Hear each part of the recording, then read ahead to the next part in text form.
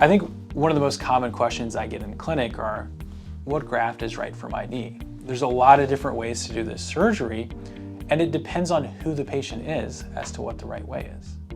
I like to break grafts down into two big baskets. One is autograft, or your own tissue.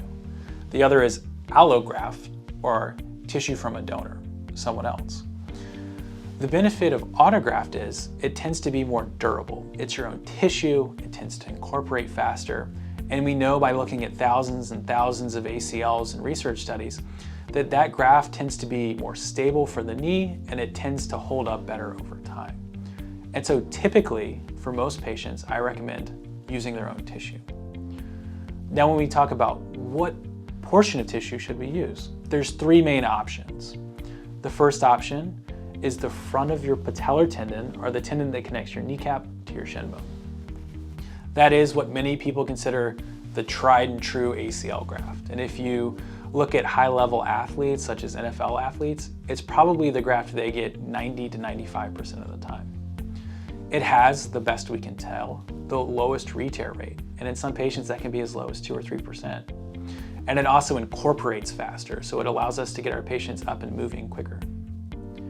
The downside of that graft is we have to take little pieces of bone from your shin and your patella, and that can be relatively uncomfortable.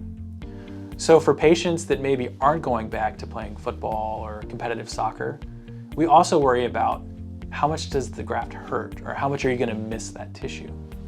In those patients, we tend to lean more towards soft tissue grafts, meaning grafts that don't contain any bone. There's two main graft sources that I use. The first is from the top of your patella, called your quadriceps tendon. We take just the soft tissue of the quadriceps and put it in your knee. The benefits of that graft is it tends to be a little bit gentler, or a little bit nicer in the recovery process, because it's not as painful. Maybe it tears at a little bit higher rate than the other patellar tendon graft, but for patients that aren't doing high-level cutting and pivoting activities, that difference may be minimal. The final graft option is your hamstring grafts. You have 4 hamstrings, and we can take 2 of them from the inside of your knee to reconstruct your ACL. That graft is, again, a gentler, nicer graft, but it might come with a little bit higher rate of failure than the other 2 grafts that we discussed. The nice part about that graft is I don't disrupt your quadriceps or extensor mechanism at all, so the recovery can be a little bit easier. I think what people need to know about their graft is both autograft, their own tissue, and allograft, someone else's tissue, and patellar tendon autograft, quadriceps tendon autograft, hamstring, all have a role.